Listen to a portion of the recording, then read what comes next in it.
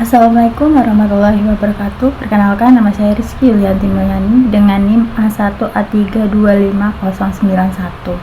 Di sini saya akan menjelaskan mengenai materi yang berjudul tentang kemiskinan dan kesenjangan global.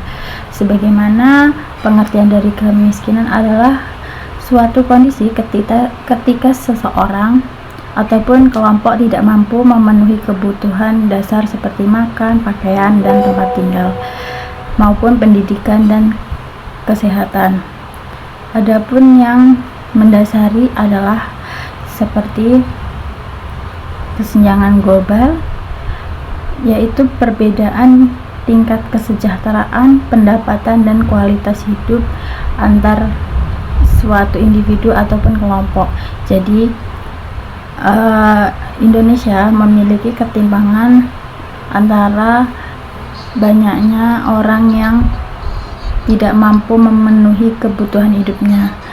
Adapun jenis kemiskinan, yaitu adanya kemiskinan absolut, yaitu tidak mampu memenuhi kebutuhan dasar minimum, misalnya hidup di bawah garis kemiskinan internasional. Terus adanya kemiskinan relatif yang diukur berdasarkan standar hidup masyarakat sekitarnya.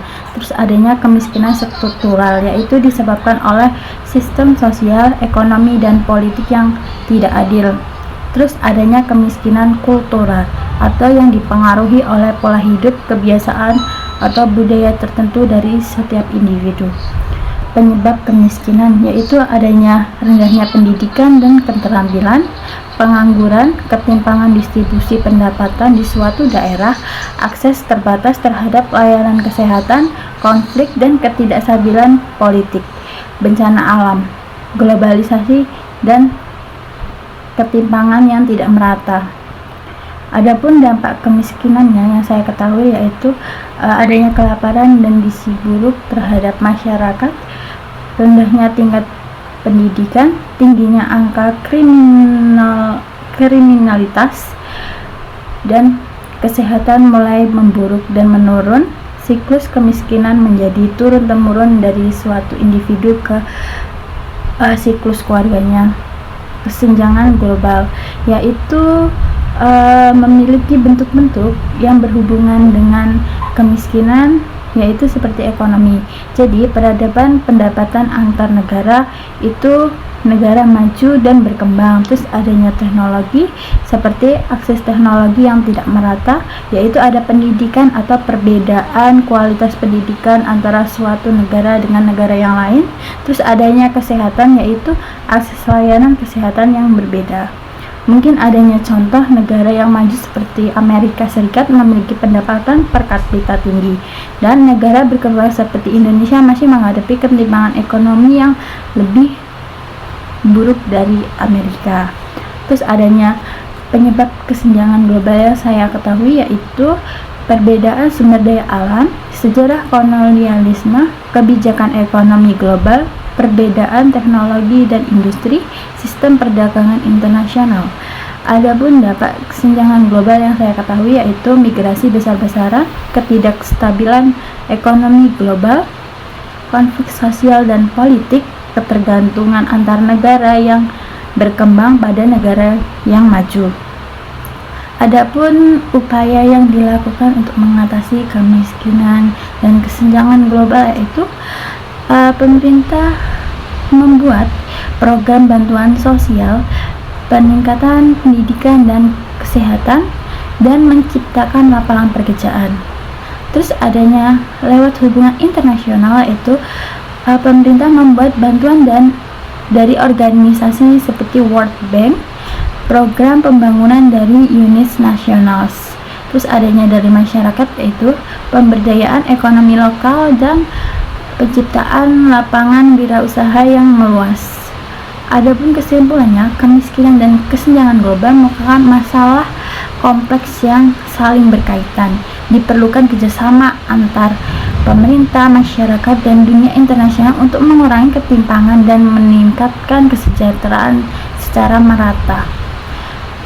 Mungkin cara mengatasi kemiskinan bisa dilakukan dengan peningkatan kualitas pendidikan, yaitu memperluas akses pendidikan gratis dan merata, pelatihan keterampilan kerja atau yang disebut vokalisasi, terus adanya literasi digital untuk menghadapi era global, yaitu tujuannya untuk meningkatkan kualitas sumber daya manusia agar mampu bersaing dan keluar dari kemiskinan.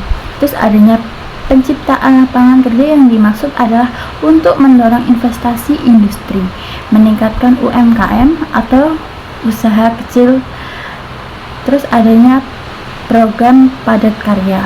Jadi tujuannya yaitu mengurangi pengangguran dan meningkatkan pendapatan di suatu daerah.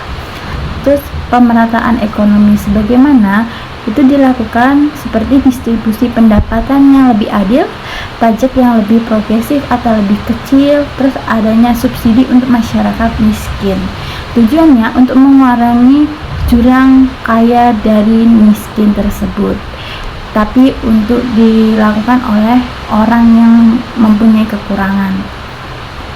Terus adanya akses layanan dasar, yaitu membentuk seperti layanan kesehatan yang terjangkau, penyediaan air bersih dan sanitasi, perumahan yang layak. Jadi tujuannya untuk meningkatkan kualitas hidup masyarakat dengan menciptakan sumber daya manusia yang sehat. Terus adanya pemberdayaan masyarakat. Jadi yang bisa dilakukan yaitu pemelatihan keusahaan, membantu modal usaha dan penguatan ekonomi lokal. Jadi tujuannya masyarakat bisa menciptakan lapangan pekerjaan, masyarakat menjadi mandiri secara ekonomi dan sosial. Kerjasama internasional juga termasuk. Contohnya bisa melakukan dengan bantuan perkembangan dari World Bank, yaitu sebagaimana mengutamakan program pengentasan kemiskinan oleh UNICEF nasional, perdagangan global yang lebih adil. Jadi tujuan tersebut dibentuk adalah atau dilakukan untuk mengurangi kesenjangan global antar negara. Sekian yang bisa saya sampaikan. Saya akhiri. Wassalamualaikum warahmatullahi wabarakatuh.